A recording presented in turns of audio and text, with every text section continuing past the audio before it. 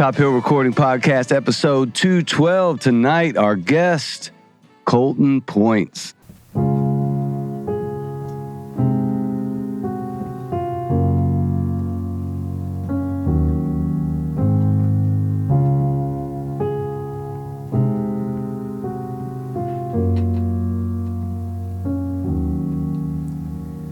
I slipped off my boots so the cold of the room could keep me awake through the night. It's been a few weeks since I've heard her speak, and I don't wanna miss it this time. But after no call, I assumed all the fault and reached for the bottle I kept, in case there was someone I need to forget. So I'm pouring some glasses for all of the moments I miss, until feeling the burn on my mouth is replacing her kiss. I took their advice, laid in strangers' arms twice, but I'm still here falling apart. But if nothing else works, I heard whiskey can heal broken hearts.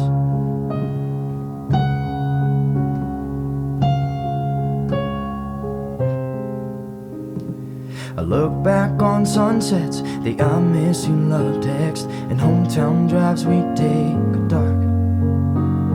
It's then that she'd show me her hands there for holding. I wish all those times I had watched moonlight fall down on her head like a crown. Some of my red wings weren't tied with regret, but that made me realize how foolish I'd been. So I'm pouring some glasses for all of the moments I miss,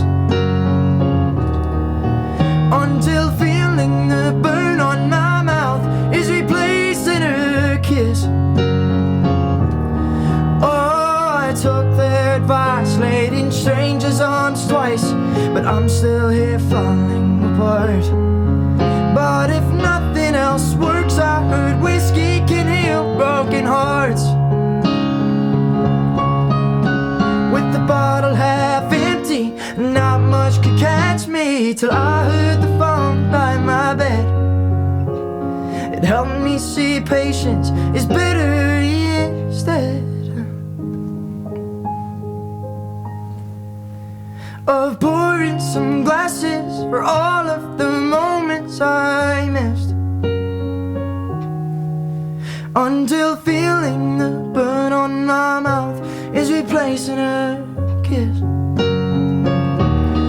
Oh, I took their advice, drank my way through the night, but I was still falling apart. 'Cause it's time and not whiskey, that's what can heal broken hearts. Yes, it's time and not whiskey, and that's what will heal broken hearts.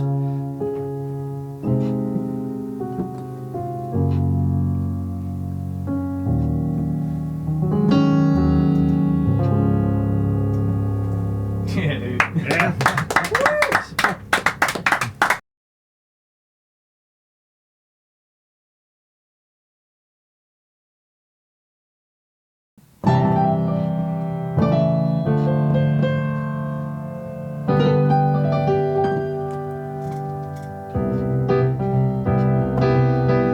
And I've been looking for your street sign, but I think I finally realized I can just get lost with you. We won't pay no mind at distance. Is that time I hope he misses to keep us off your head? No, in the backseat of the taxi, sinking, let's cruise, slide on over by my shoulder, like there's no room in the backseat of this taxi with you.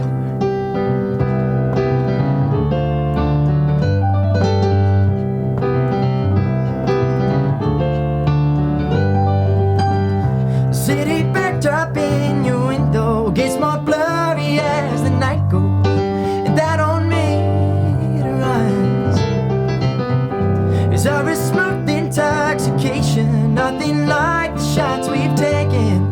It's a different kind of drunk in the backseat of the taxi.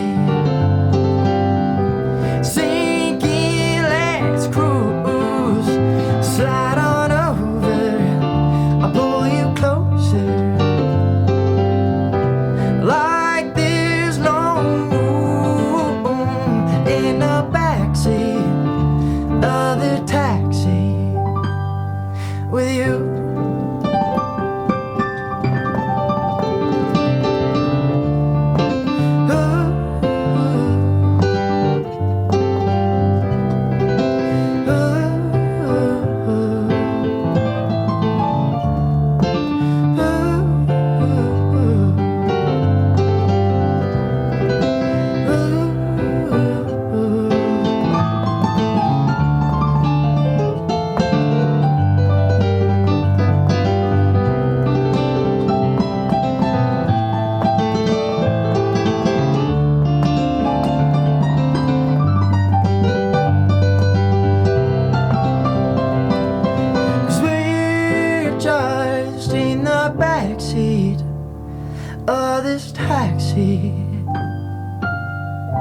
Sinking, let's cruise. And for our next date, what do you say? I'll save some room in the backseat of this taxi. Yeah, in the backseat of this taxi.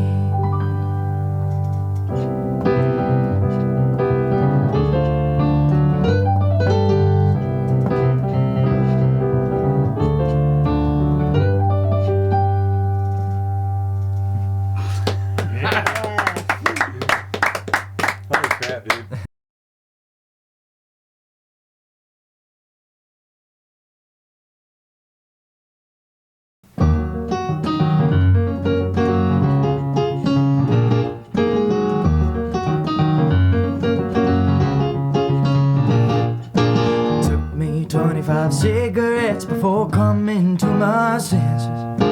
She ain't gonna be cooling down with the dial stuck on reckless. And she's a flame that will leave you scarred and always change direction. And have you suddenly coming back like you didn't get the message? That she's looking for a single match that will get this spark to happen. So when she writes her number down, put a lighter to that napkin. She can make a little white ember glow in the pocket of your shirt. So if she gets close, ain't no to that smoke, or else it's gonna hurt, 'cause you'll get burned. 'Cause you'll get burned. And you'll be laying there 10 a.m. saying, wish I would've listened. Damn. See ash all around your room and stumble to the kitchen.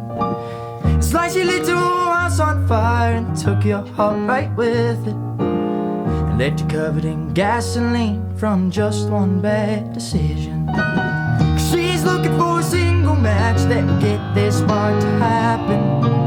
So when she writes her number down, put a lighter to that napkin. She can make a little white ember glow in the pocket of your shirt. So if she gets close, ain't no to that smoke, or else it's gonna hurt, 'cause you'll get burned. 'Cause you'll get burned.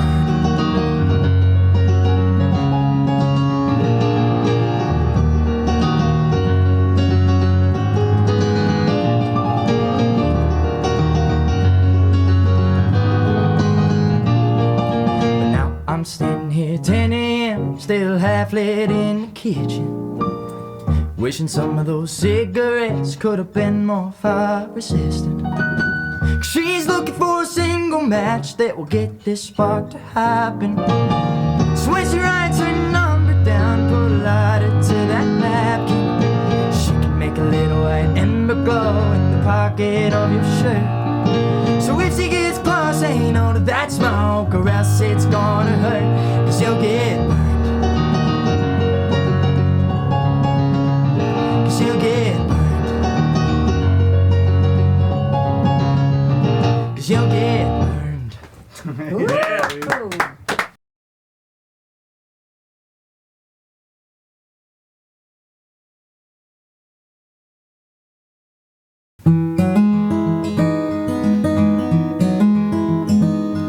Well, I heard that girls from Illinois never go for southern boys, 'cause we were raised by hands we never held. But that didn't stop our first hello. The yellow sundress made it so I couldn't let you go for someone else. And I mentioned Nashville's country muse. We spoke about your hometown too, and even spent some time on our regrets. But that small town struck a chord with me, one that echoed harmony. Magnolia is a place I won't forget.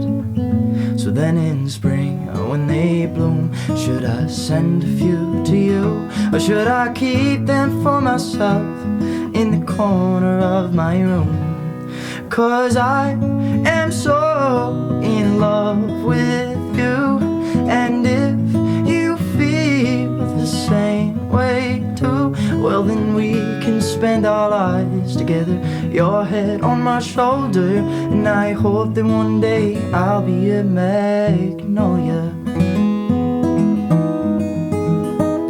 Well, now Nashville is the place to be, a town with years of history, where you can hear me sing our favorite songs. But if you choose to walk away, I won't say things to make you stay, and maybe it'd be best if I moved on. But then in spring, when they bloom, should I send a few to you, or should I keep them for myself in the corner of my room? 'Cause I am so in love with you, and if you feel the same way too, well then we can spend our lives together, your head on my shoulder, and I hope that one day I'll be a magnolia.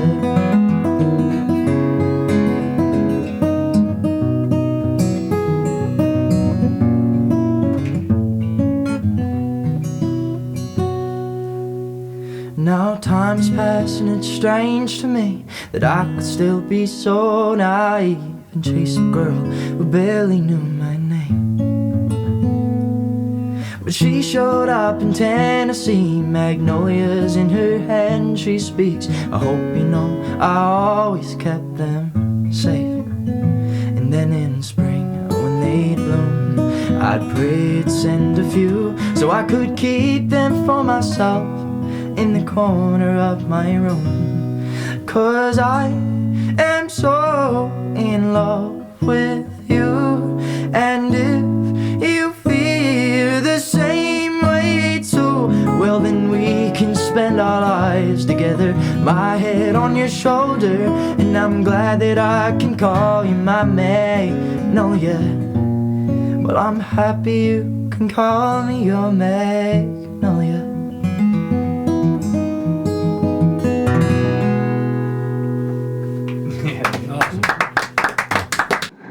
How you doing, man? Oh, great. Thank you guys so much for having me. Dude, thank you for making the drive. Walked out of the car and played 4 ridiculous tunes. Great tunes, yeah. Thank you. Holy crap, man. Number one, well-written stuff.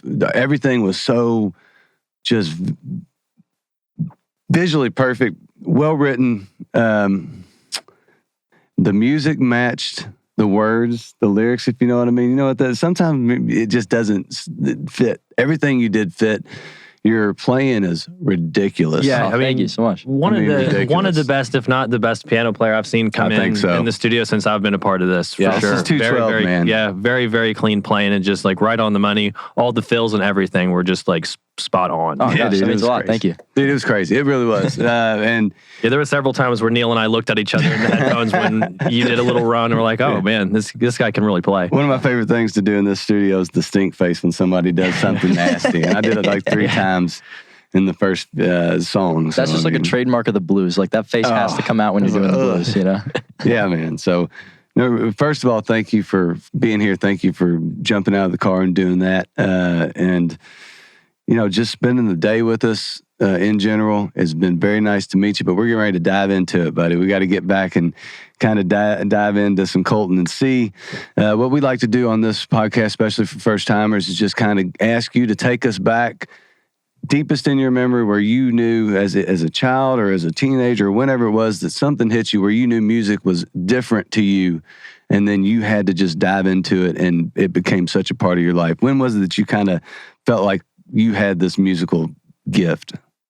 Man, that's a good question. When I was really young, I used to sing, and it's tough. Both of my grandfathers aren't with me anymore. But I was looking at some old footage of one of my grandfathers. It was my grandfather on my dad's side, and from when I was 3, I used to sing like Little Drummer Boy, and I used to sing like 747 coming out of the sky, and all those things. Traveling band, CCR. And I think even from that age, I think in the moment, I was just a kid, but I think there was something in me that was like, I'm going to do music in one way or another. And the grandfather on my mom's side, he passed when I was 3 from ALS. But he always saw something in me in music. For whatever reason, he told my mom, he's like, Stephanie, your son is brilliant in music. You got to get him to keep going. And he passed when you were 3. Yeah. And it's because I'd memorize all these songs for whatever reason. I don't know why. It was just, and they were like really long ones too. And so, as I went on in 4th grade, I picked up the trumpet, and that was, that was, I guess, where it all started. I had a great teacher named Mr. Ducko, who I'm actually going to be reconnecting with here soon. Which is cool. And so from there, I joined a jazz band, and around like 5th or 6th grade, and all the kids in the jazz band would play piano, but they would play like Mary Had a Little Lamb, and I was just always really competitive. So I was like, I need to be able to do that. There's no way that I can be the only person in the jazz band not playing the piano. So I was playing football at the time, and I begged my dad to let me quit football to play the piano, and he's just like, oh my gosh. A lot of kids do that, don't they? Don't a lot of kids do that? Yeah. My dad was like, my son is a disappointment to me. but he let me quit, and he bought me a piano, and I took lessons for like 6 months, and I was like, I don't want to do the lessons anymore. And so then he ended up buying me this really old, cheap grand piano that he found, and with like real ivory keys and everything. No kidding. And he bet me $100, and he was like, I bet you $100 you're not even going to be playing this thing in a year. And so 12 years later. Here comes the competition in you again, right? Your competitiveness.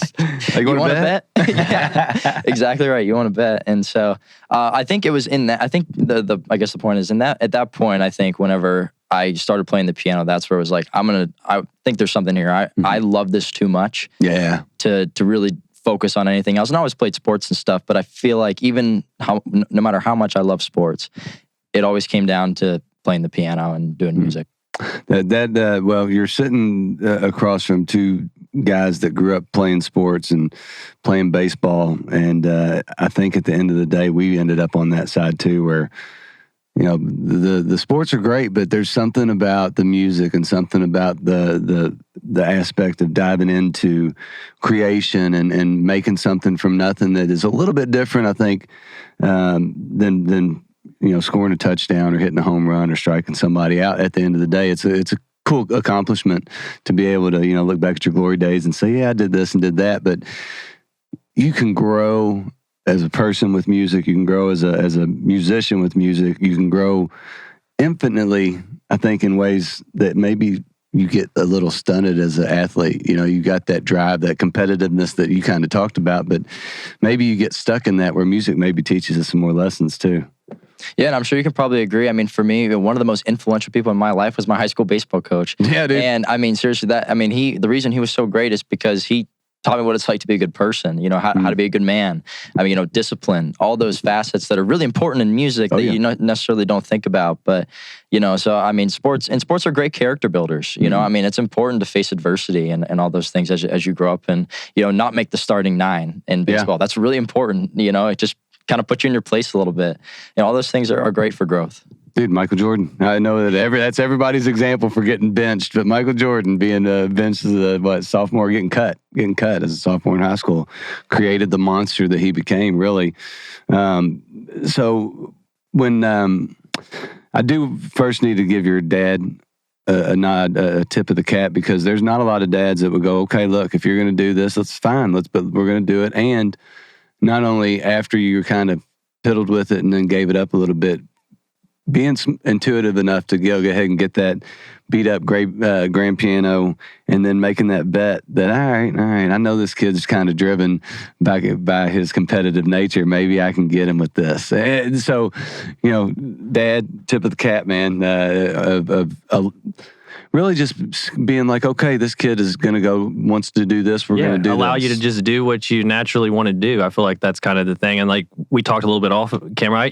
I played baseball and stuff too. And yeah, I feel like when you have like a dad, they want you to get into sports, and it's fun to play sports. But yeah, it can be hard to like make a change into music. I feel like, so it's cool. It really is cool that your dad was just like, all right, quit football. Yeah, I mean, and and it even happened before when my dad wanted me to be Tiger Woods, and he, had me play golf when I was young, and I was super talented at golf, but I never wanted to practice, never wanted to putt. I always wanted to just hit my driver, So I mean, like I was like, ranked in the country and stuff playing golf when I was like 5 and 6 years old, and then I was like, Dad, I don't want to play golf anymore. Please, like, let me quit. I want to play baseball, and he always let me do those things, but he always pushed me, to the brink in everything that I did. He just wanted me to be the best that I possibly could be in everything that I did. And I thank my parents so much. I come from a great family, and both my parents have been super supportive of me no matter what I did. And, without my dad, I don't think I would have gotten other people to believe in me, especially helping me financially or just pushing me. But, without my mom, I don't think I would have ever believed in myself to begin with.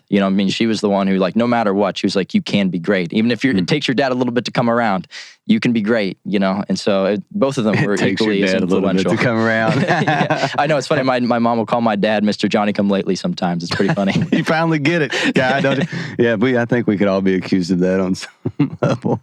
So speaking of, family and parents, tell us a little bit about where you grew up. And I know you ended up before Nashville heading to Florida. Kind of tell us about your situation growing up, where you ended up, how you got there. Well, man, it was really cool driving around this area because this is exactly how I grew up. And it's really cool because I haven't been back to my hometown of Cochranton, Pennsylvania, which has a population that's pretty sure decreasing now of about 1,100 Is that like people. Amish country, Pennsylvania? Oh, yeah. Okay. I can't tell you how many times I was late to school because I was stuck behind a horse and buggy. I got stuck behind a buggy again. Yeah. Oh, man, you know what? Best contractors, though. Oh, my gosh. They fixed everything in our house. I want a barn so bad. And if they were around here, I know all I had to do was say that, and it'll be up by the time this podcast was over. Oh, man. Oh, yeah. No, they're amazing. And so, I grew up in the country. I mean, but it was funny because I felt like I didn't really take a lot of the country with me, like stylistically. I didn't have the Cochranton accent, and so I lived there and grew up there, and,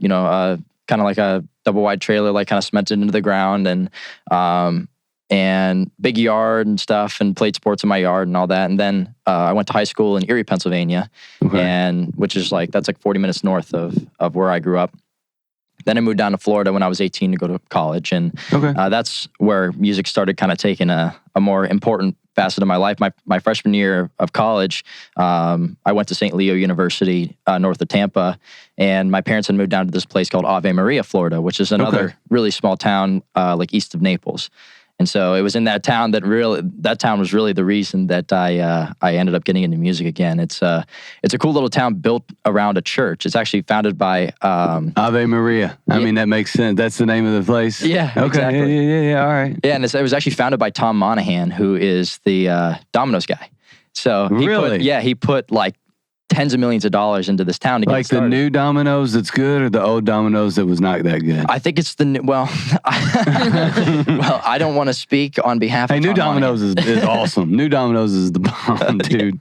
Well, it's absolutely. And I've actually. So let's just say he's the new Domino's. He's a new Domino's. Okay, that'll work. And I've actually met him a couple times. One of the nicest guys in the world. And he's older now, but man, he's a great guy. He's a strong Catholic, and he built, like I said, he built the town around the church. Which, ironically, my mom is actually the secretary of that church now, which is just kind of a funny full circle moment. No kidding. But yeah, so then moved to Florida, and I was going to school for 2 years in Tampa, and I didn't like it.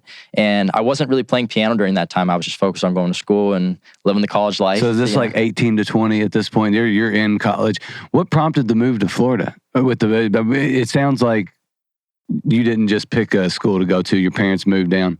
Yeah, well, what happened was it's not that I didn't want to go to college, and it wasn't even a great thing. I just kind of lost interest of just going to school and whatever. There's a lot of kind of weird things going on in my life. My senior year, I'd gotten robbed and stuff, and it was really just kind of a weird time. And so I kind of was just I don't really know what I want to do. It just kind of really threw my life off, really. I can imagine, yeah. And so whenever it was time for me to go to college, I'd only applied to one school. And so I ended up just going to that school because I hadn't applied anywhere else. And so I applied to that school because it was near where my parents were going to move, and it was near Tampa, which I thought might have been kind of cool. But looking back, I mean, I wish I would have applied to like so many different. I did not like it there, you know. So then I transferred to Florida Gulf Coast, which is another school which I graduated from now. And so Florida Gulf Coast, they made a historic run in the NCAA basketball tournament a few years ago. I wish I was there. You weren't there? No, now the team's that would have been awful. insane. Yeah, dude, they were throwing the craziest alley-oops. crazy It was stuff, insane. yeah. That was the craziest run ever. All right, sorry. Back to you. I got a funny story about that. So when I went to one basketball game my entire time at Florida Gulf Coast, All right. and the Sweet 16 team showed up to support the basketball team, and they made a huge deal out of it. I think they were playing like Wisconsin or something, and I think that whoever they were playing, they were ranked like 18th, and I was like, this is going to be a disaster. And so the whole Sweet 16 team's watching on the sidelines, and they got smoked by like 60 points. Oh. It was, I felt for those guys because I knew a couple of them, like on the team. I was friends with a couple of them, and man, I felt for those That's guys. rough. Yeah. That's rough, dude. I mean, they had that one spectacular year, and then you would just hope. I think that coach took another job, too, so you knew it was all downhill. Yeah. It's probably dirty, let's be honest. I mean, no, okay.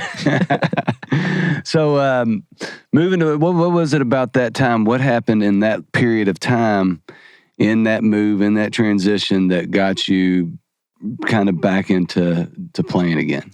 So I was living in Ave after I had moved back, after I transferred schools. I took some time and lived at Florida Gulf Coast, but I transferred during COVID. And so I was making really no friends. I was meeting like acquaintances, but like I couldn't go out to the bars, couldn't really meet people. Everyone was wearing masks in class. So like there was no interaction really. And so it was really tough. So I ended up just kind of mostly living at home and like driving to school because it was like 40 minutes away. And I had this internship at this place called Arthrex, it's like a medical facility. And I was going to just go sell their equipment and have a normal job and, kind of just live a normal life. And COVID hit and my internship got canceled. And my dad comes into my room and he's like, son, I really don't care what you do, but you got to make money. So, so I went out to the local pub and I asked them if I could play piano down there. And the owners had seen me one day and he came out and he was like, dude, like you're a great piano player. You should meet my son. He's back there washing dishes. He's a singer. And so his son comes out and him and I connected and we started playing like local pubs. And he was a great singer and actually the one that I wrote Magnolia with. Oh, cool. He came up with the idea and stuff. And so we started playing around and it was just him and I. Then we brought in a drummer who was a friend of his from high school and he was 14 at the time. I was 20, 21, and he was 17, a senior in high school. No kidding. And so, I mean, talk about a wild journey. We went from doing that, playing local pubs and stuff in Ave Maria, and within 2 years, we were doing like the White Sox national anthem and like opening for the Eli Young Band and like Chris Jansen. I mean, it was That's nuts. Yeah, it was crazy. That's nuts. So how did that like pick up speed like that? Just Yeah, we had a couple connections, which was good. The lead singer's family, they were pretty big up in Chicago where they were from. Okay. And so we had some industry people who kind of were able to help us like get started on like, okay, if you want to go play places like this is what you need to do. Like, here are the steps. And so we just kind of followed those steps. And like, there's never really a formula on things, but we just grinded it out at the clubs. I mean, we did it like old school. Like we played all the time. We were playing, 3-4 times a week, at all the different places around Naples area and doing a lot of private shows until eventually every once in a while we'd get like the big one at the ranch in Fort Myers where, like the Eli Young Band would come down and play and they wouldn't have an opener and we would apply for it and we would get it, That's crazy. That is crazy. Yeah, That's very crazy. cool. I mean, you're really talented. I'm glad to hear that you're doing cool stuff. Yeah. I know there's a lot of talented people that don't get a chance to do cool stuff too. So Don't stick with it. I mean, how many people do you know that are talented that just go, yeah. Oh, I know a bunch. I mean, I'm sure you did playing sports too. I knew tons of guys when I was in college playing ball that were so talented, but just really didn't give a damn about, that it. And you're just like, blew my man, mind. if you just tried, you would be so good. Like, you're already a lot better than me. So when before, I guess we have a story about the ranch that you got to tell us that I made you stop telling us earlier when you were telling us about the first song that you sang tonight. Yeah, it's a great story. And I didn't know that it happened at the time, but it was about that song that I played, Whiskey Can't Heal Broken Hearts. All right. And so we're in this country. Killer tune, by the way. Yeah, thank you. I appreciate that. We were in this, insanely country bar. I mean, it was like, people around here would go to this bar. I mean, it was country. Mm-hmm. And so we go in and we played mostly covers and it was packed. We were opening for the Eli Young Band. There were about 2,000 people in this place. And the lead singer gets on the mic and he's like, now who believes whiskey can heal broken hearts? And everyone's like, yeah, oh yeah, it can. And then he's like, well, it can't. And everyone just started booing. They were like, boo, boo. And I was like, oh man. And I was like, why would you say that? And so it was like just such a awkward. And then now it's like, now we're going to go play this song. And everyone's like already booing us before we even started. Yeah. Who likes puppies? We do. They're terrible. Yeah. I hate dogs. Yeah, so it's just like, so now every time I think about that song, I'm like, as long as I don't intro it like that, I think we're going to be okay. Yeah, dude. You know what? He gave you a good lesson. Yeah. Do not do this. Don't do please, that. ever. This is bad. Yeah. Yeah, and there were probably at least 60% of that audience had whiskey in their hand at the time. So it was not the right time. Yeah, I guess it's like a call and response. Who thinks whiskey? And they say, if they boo, you go, or if they cheer, they say, you're right. But this song's not about that. This is the opposite. Totally opposite. So how did you, so you start with these really kind of a 14-year-old drummer, young band. You guys are together a couple years, getting some crazy breaks, doing a little bit of a quick rise, right? A meteoric rise to get to a spot where you are playing some pretty cool things. And you mentioned covers. When do you get to the point where you all start writing your own tunes? Is there you just decide you want to do it, or was it always from the jump, or did you finally get a little bit of momentum and go, well, look, we've got some things we can do here. Yeah. How did that come about? Well, I can't remember what really prompted me to start writing, but I had written basically all of our original stuff, and that's why it was kind of easy whenever I had moved on from the band. Like, I just basically just took all the music with me because I had just written it on my own, so it was easy to just kind of like move the music. But I guess there wasn't really necessarily a time when it started. I ended up getting one of those Nord pianos or whatever, and I was playing around with the sounds. And like, I don't know, you can probably attest, like if you pick up a different guitar, it like inspires, like even though it's still a guitar, but like the different sound like inspires you to like write something. And I think that's what happened. I got the Nord and I started playing around with the sounds. I was like, man, this piano sounds really good. It'd be hard not to get inspired by a Nord. Yeah, dude. And then I went and wrote my first song, and ever since then, I realized I was like, oh, maybe I can write songs, because I showed it to somebody and they were like, that's actually really good. And I was like, oh, well, that's good. Because I mean, the biggest fear that I always had was like, I'll write something and I think that it's good, and then I show it to people and they're like, yeah, that's not really that good. Because then it's like, what do you do? Like, what I think is good, nobody else thinks is good. Like, then you're in trouble, you know? You know, that's such an interesting question. I think that's a common fear too for people. Like, is like when you're getting into music is like, or anything that's art related, is like, I made this and someone's like, that sucks. And you're like, oh no, like I really wanted to do this. And yeah, it can be crushing. But I mean, the songs you played today, I can't imagine you writing a bad song, because like those were killer tunes. You're like let's think about this. Yeah. Let's dissect this, because you said something interesting, right? You always, as an artist, you want people to like what you're doing. You want everybody to be into you. You want people to think you're the best writer. Everybody wants that, but not everybody likes the style of music I play, or the music you write, or the music you write. And it doesn't matter if they think it sounds good, I just don't like it. I mean, as artists, musicians, I think it can go in so many levels of life that you look for that acceptance, and you look for someone to tell you you're good enough. That song's good enough. Those lyrics are good enough. That piano line's good enough, right? When do you find, I mean, I'm still searching for this, and I'm sure Earl is too, because I hear the way Earl talks about, I just strum, I do this, I do that. He doesn't ever say, I'm a really good songwriter. Nobody does. But when do you get to the point in your life where you maybe don't need that, where you stop searching for somebody to tell you that it's good enough? Now, that first one where you're at, you have to hear somebody tell you it's good so you can write that next one. And I think you probably need that for a long time, but, there's some point of undeniability when it comes to a good songwriter, and which I can totally consider you to be. I mean, these songs are undeniable songs. They're well written. They're well played as anything on a piano. And then you turn around and start finger picking a guitar, which is like, it's you jerk. But at what point can you just go? Now this is open for all of us. It's good enough. I wrote it. I like it. It really doesn't matter what anybody else thinks. You know? Yeah, that's a great question. I know that I'm pretty far away from that for myself personally. And, I don't know if it comes with commercial success or whatever, but I think, what's so hard about not looking for validation from others if as an artist is it's like, well, I have to be validated by them because if I want to do this for a living and I want to be successful, their opinion really matters to me. Yeah. And it's really hard to avoid that. I mean, like, I can't tell you how many times I get told, you can't worry about what other people think. But I'm literally in a business where it really matters what they think. Yeah. And you want to be really respectful to what they think. And, every great artist has to look at their fans and say, you're the reason that I'm here. You're the reason that I'm successful. And if you don't, you're just lying to yourself, really, So that's what makes it really tough. It's like in a world where you wish you could not care about what other people think. It's like, well, good luck. You're not going to sell any records. Right. You're not going to be able to do this for a living. So I think the question lies in this is, do you change the way you would write theoretically to find an audience, or do you write and let your audience find you? Because I think that it can work both ways. It can totally work both ways.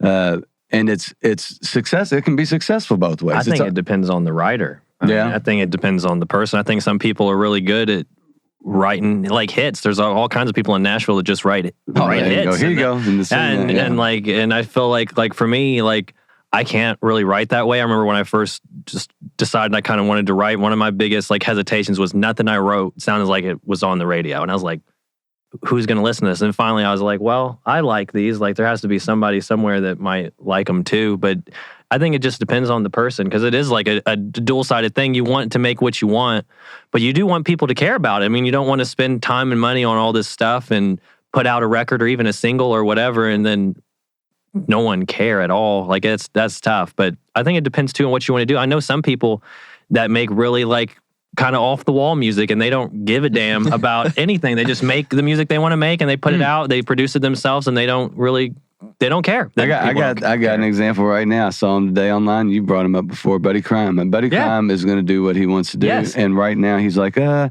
going to be at South Southwest and I keep getting booked. I keep getting shows. They keep sending me stuff. So it's like, he is as individual as anybody in the world. Very eccentric kind of dude. Yeah, and totally unique and interesting and very, very talented.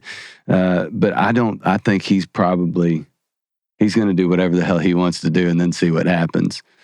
And I'm kind of more along the lines of, I need people to like me. Yeah, I mean, I feel like there can be a balance in it too. I mean, if you're trying to write music that people care about, maybe not write and you have a choice to not write something that's crazy. Don't do that. Like, I feel like you should always lean into what you naturally go towards. Like, I think that's, at least for me, I feel like that's what I always try to do, is whatever comes natural first is probably the best thing. If I start getting outside myself and what I'm good at, it starts really falling apart for me. And I think some people are better at adapting, but I'm not. Yeah, there has to be some grounding authenticity in what you do. And you can, and like, I mean, especially a lot of the stuff that I write, as you saw with like those 4 songs, those are all pretty different. Totally. And I do try to like shotgun myself to really try and write all these different styles. But it still has to be connected to me somehow. And like, sometimes I write stuff because I'm thinking like, yeah, maybe I will pitch that song and somebody will sing it better or whatever. But, and I certainly have a wheelhouse, like ballads are more kind of my wheelhouse, especially like with the piano, but I try not to limit myself in that, even if that is like the best thing that I do. It's like, well, I don't want to be like just that one trick pony. I do want to do other things. And because one thing that I've learned about writing songs that all sound really different, everybody has a favorite. And I think that's super important. And, it's hard because if you're trying to make it as an artist and you're going to go to a label, you're going to go to a publisher, you have to walk, and it's a very thin line. You have to walk the line of, yes, I'm really versatile, but I know who I am. Right, because a label sees a bunch of different stuff and they're going to say, this kid has no clue who he is. And they're not going to sign you. It's just the way it is. They want us. There has to be some like grounding factor in all of them, whether it's your voice or whether it's like a lyric thing that you do, or it's like some type of signature, whether it's the piano or whatever.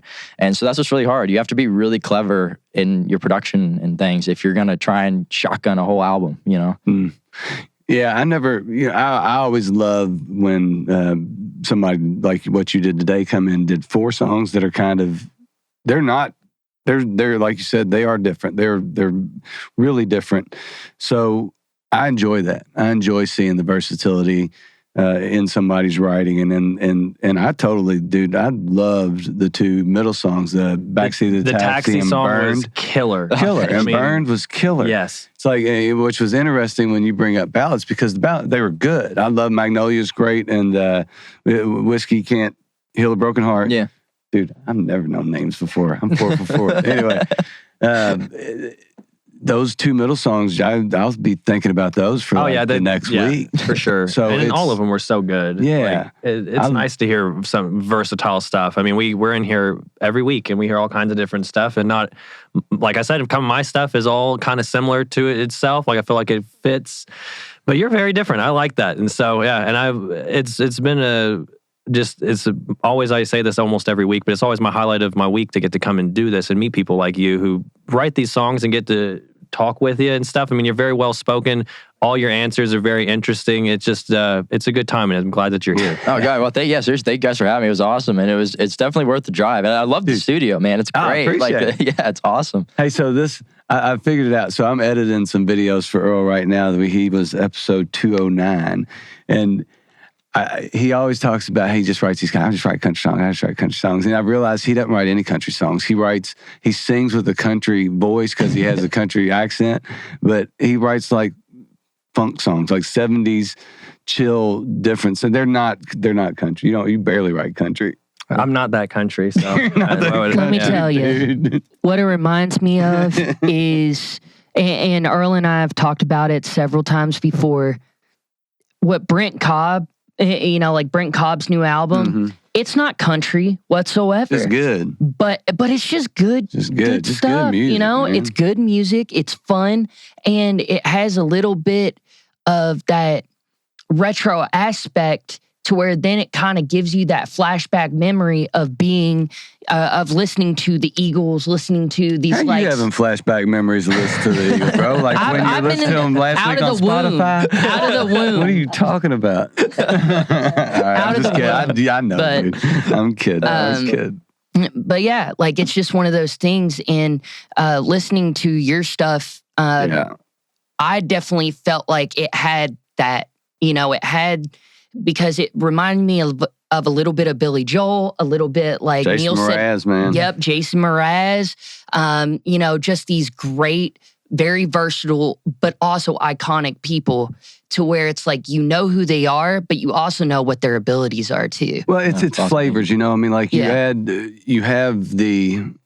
moved to Nashville, right? And you I don't know. We'll talk about where you're at in Nashville within the industry and all that right now. But when you're moving there, you kind of do have to follow some of the rules, which I believe, like, dude, Magnolia is such a well written tune and can be on the radio and even Whiskey. If the Whiskey can't fix Broken Heart, heal Broken Heart.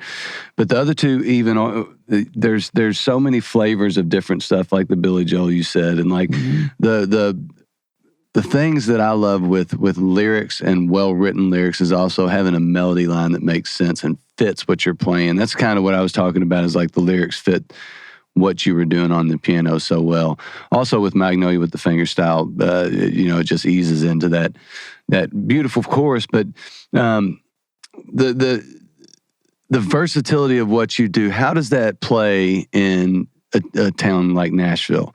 I would say, from my opinion, outside looking in, the sound of Nashville is kind of getting a little bit bigger. It's not so much just four to the floor anymore. It's not so, you're kind of getting those influences from leaking over from the Tyler Childers and the people that grew up listening to the Sturgill Simpsons and those guys that are now writing and doing those things, and the Stapletons and just the geniuses out there. So what does that look like to you right now, of kind of getting in that mix and really diving into the scene in Nashville? Yeah, well, man, there's a lot to dissect there. What's crazy about Nashville is it's exploded. I mean, there's like 100 people moving there a day, and it's probably nuts. 35 of them are musicians. I mean, 28 cranes the last time I was drove by downtown Nashville. Yeah, it's 28 cranes in the city. Yeah, it's unbelievable. And I mean, I live right downtown, and when I look out my window at all the buildings, there's probably hundreds of songs being written at any given time in that place. It's the songwriting capital of the United States, and if not even the world at this point. I mean, it's unbelievable.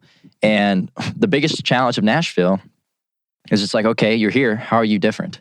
What makes you different? And so that's the first question that they're going to ask themselves. Like if you're an agent or a label, whatever, it's like, what makes this kid different from everybody else who comes here? And so for me, my number one thing is I'm trying to put the piano front and center. And actually I just got introduced, not personally, but a friend of mine knows him really well in Nashville. His name's Tucker Wetmore. And he only has one song out and it's absolutely blown up. It's called Wine and Whiskey. And he's doing something really similar. And I'm really interested to see kind of where he goes. And his stuff's like more hip hop country, which is once again, another like, where did this come from? Like because Morgan Wallen blew up this like pop style and is like bringing it all into Nashville, all this LA influence, like now Nashville's almost turning into LA, especially with all the people from LA moving over here. Yep. So, and that's what's really interesting about the place. Like there's no right or wrong country anymore. I mean, Tucker Wetmore is a good example because he sounds very similar to Morgan Wallen and he's a country twanger in a sense, but he's doing pop. It's just country lyrics. So it's like, what is country anymore? Is it even still a thing? It's certainly not what George Jones, like George Jones, that's what I think is country. George Jones, Old Willie, that's not really around anymore. But what's really cool is that there are people who are bringing it back. And there's a guy by the name of Zach Top. He's doing like the classic country, and he is the real deal, picker. He's an amazing bluegrass picker, amazing country picker on the guitar, incredible voice. Like those guys are still around. And like you said, like the Tyler Childers, the Zach Bryans, those guys are coming back. Because I feel like the further and further that we go towards like the synthetic drums, synthetic bass, 808s, all that stuff, that heavy pop, the more room there is for people who are doing the exact opposite. Cody Johnson's who he comes out on stage and he's like, everything you hear up here is live. We don't do tracks. That's not how we do things. Whatever you hear is us playing. And like he makes that a point.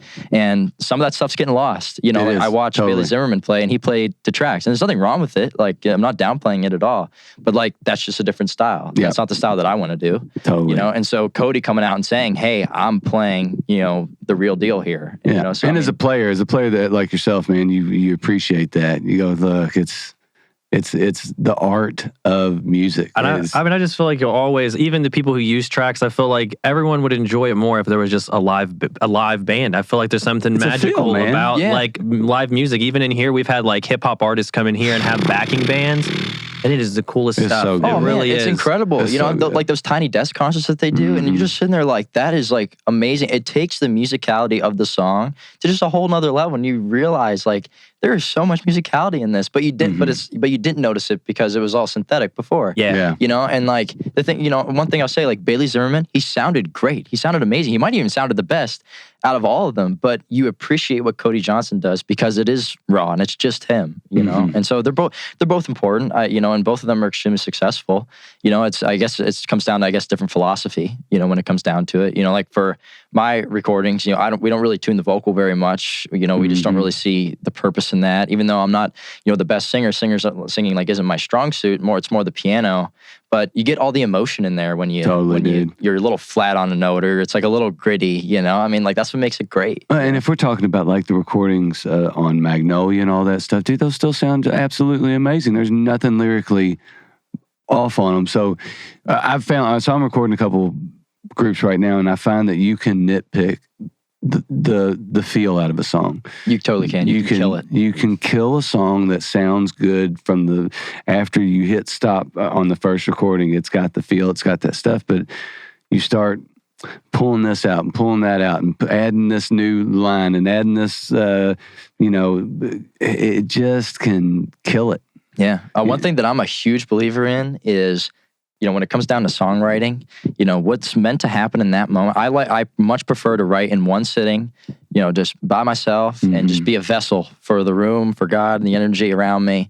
And whatever's meant to come out in that session is what's meant to be there.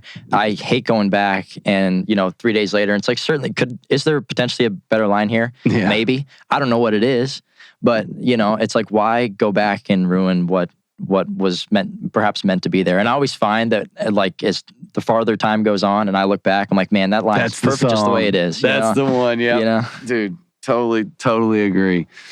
All right, so we never really talked about your transition from Florida to Nashville. What was it that brought you, that made you go, all right, I'm gonna give this a shot? What brought you to Nashville?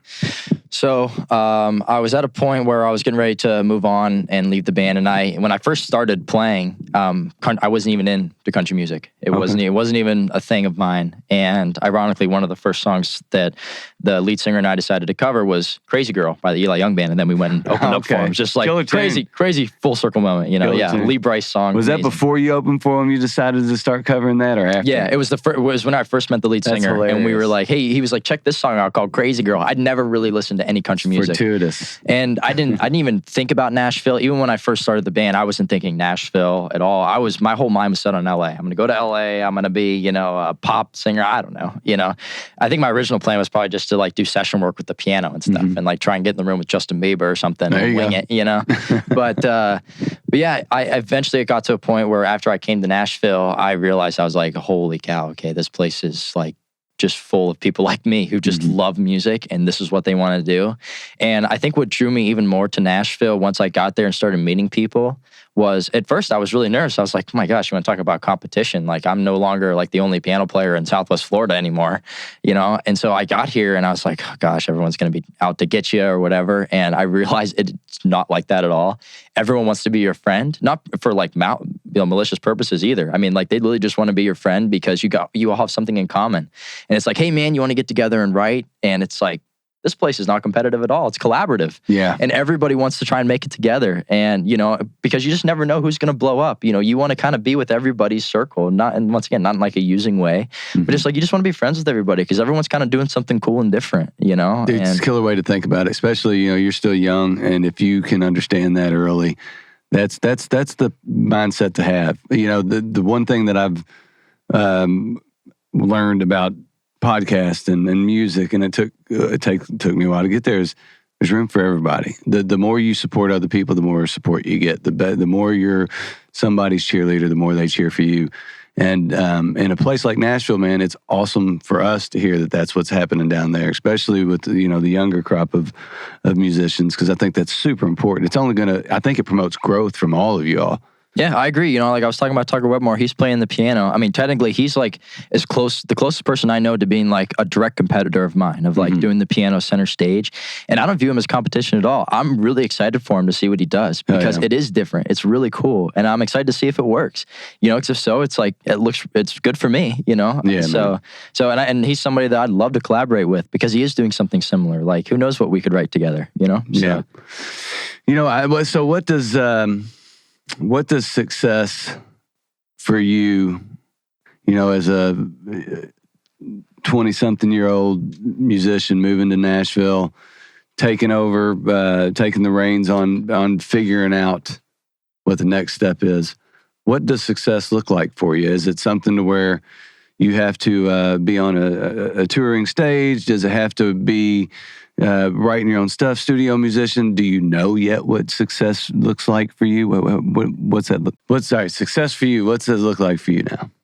Well, I mean, just as I'm sure you can imagine, I mean, I want to do the tour. I want to obviously be able to sell a ton of records, and I hope people love my music, and I want to be influential, and I want to be able to help people, of course, through my music in any way that I can. But something that's really important and has become really personal with me was, so my mom was bullied in school when she was in high school. And the second song that I ever wrote, I don't know where I came up with the idea from, probably somewhere up there, I'm assuming. It's called God's Heartache on Sunday. And I started, asked my mom one day, I was like, what was going on when you were bullied in school? And she's like, well, they would call me names and stuff, and a lot of the very standard bullying of the 80s, and it was a really tough time for her. And I realized that, man, even if you aren't bullied, you probably know somebody that has, and it's probably somebody that might even be really close to you. So I mean, we're all kind of affected in some way by it. And so I felt like, if I were to be successful in music, the first thing that I'd want to do is try and help other people get some of the opportunities that I've had. Me moving to Nashville, I have a business partner, and now I have a great manager. And, so I've been given great opportunities already, even being in Nashville a very short time. And I feel like I can already look back at just what I've done so far and say, man, I really got a shot to do this. Mm-hmm. And that can never be taken away from me. No matter what I end up doing in my life, whether it's music, whether it's not, I can look back and say, you know what, I got a chance, and it either was meant to be or it wasn't. But no matter what, it's like, I got that opportunity.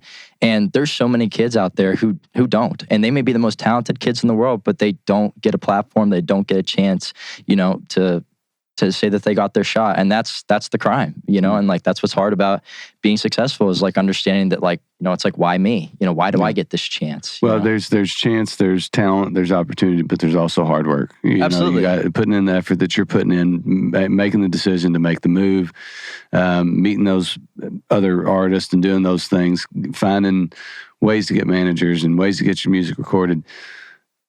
That's not just, talent. That takes the work. That takes the connections. That takes getting things done. And that's the hard stuff. That's the hard. That's the hard stuff. Yeah. That's the stuff that takes that effort. So you are doing the things that will lead you in the direction that if the opportunity and luck and all those chance meet, you'll be prepared and ready for it. You're putting yourself in that position to knock it out of the park when you get that chance, for sure. Yeah, well, I appreciate you saying that, and I mean, and really the I think where I want to end up, is to have like a God's Heartache on Sunday foundation of of some kind, and to be able to, find kids in schools, help put them through school, or if they want to do music, like buy their instrument or something, something where they can at least get started, and if they go through high school and they're like, I want to do music, like maybe I can build something around me, like a team of managers or agents or whatever, just like to help them kind of get started and get on their path. If they if they really want to do it, they want to work hard, and they deserve a chance. So killer, man, killer.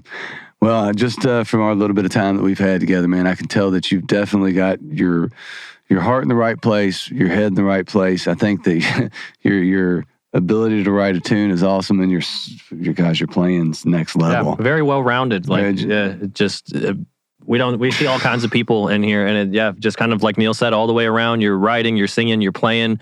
Obviously, you're set up here with your manager, and it seems like you kind of are set for takeoff, if you will. Yeah, you already done it once with the band, man. It's time to do it solo, right? I know that's the thing.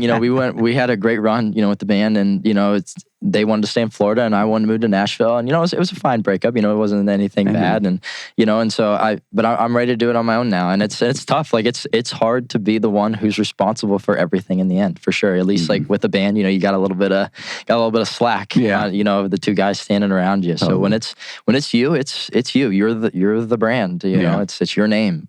So it's. I believe in it. I think it'll be fun to watch from this side of it. So what do you, for the next, say, half year, 6 months or so, what's upcoming for you? Do you have any releases or anything coming up soon? Yeah, I don't have any dates or anything yet. We're determining on what song that might be, and, cool. Put a video out or kind of what it's going to look like. But I can build the anticipation that the album is getting done right now. We recorded 15 songs. Oh, wow. One of them being Magnolia. Whiskey was another one, which I'm super excited to put that out at some point here soon. That's killer, man. We're still all talking as a team of what we want to do. Certainly Whiskey's on the table. And that one just sounds awesome in the full recording with the band and the strings and the pedal steel and everything. Yeah, it's really cool. So 15 tracks, huh? 15 songs, yeah. 15 so we'll probably end up songs. going with like some type of EP at some point, and that'll probably be the main focus for this year. Is You're just gonna narrow those 15, 6 to 7 songs, and and focusing on that, and then working on the album at some point, to get everything done. So do you think you'll narrow those down out of that 15 and then scrap the rest of them, or will you put that all out? No, we'll put it all. We'll put it all because they're good. We did them fully at a place called Dark Horse recording down in Franklin, Tennessee. So I mean, it was a big budget project, and we were like, we want to go all in. We got the best session guys that we could. Got a great engineer and producer, and I even got this through my manager. He's been friends with him for a long time. His name's Michael Lomardian. He's done everything from playing accordion on Piano Man to producing Christopher Cross, and I mean, he's truly an absolute legend in the industry. And I had the honor of meeting him, and I showed him one of my songs called "Poem in the Sand," which we're also considering for a release, and he's putting strings on it, as well as another song called "The Last Time I Do." So those two will definitely be in probably that first EP album. Man. So I mean, it's going to just be, it's really exciting stuff. Sounds exciting. Yeah, and it's all very different. So I mean, the songs that you heard here, like the other ones, are different from those. So, my hope is that there will at least be something for everybody, but still there will be a recognizing factor of me. Oh man, that's exciting. So sounds like a lot, man. It sounds like a lot to be excited about, for sure. It's going to be awesome. Yeah, thank you. All right, so where, for all the people listening or watching, where can they find you? Yeah, you can check out my website, coltonpointz.com. I have all my tour dates and stuff. So if you're in the Nashville area, you want to come watch me play, I'd really appreciate the support. You can check out my Instagram, Colton Pointz. All my socials are pretty much just my name, Colton Pointz or Colton Pointz Official in some capacity. So give me a follow. I'd really appreciate it. Go check out Spotify and Apple Music. You can stream Magnolia as well there. So definitely go check that out. I have another song, Timber, that's out right now if you want to go check that out too. But thank you guys, seriously, so much for having me. Awesome, man. Thanks for coming on. Yeah, seriously, thank you for coming. Check us out on tophillrecording.com and Spotify, and make sure you subscribe on YouTube. That's the most important, I do believe. Another good one, Earl. Yeah, great time. Thanks for coming on. Colton, appreciate you, buddy. Yeah, thank you.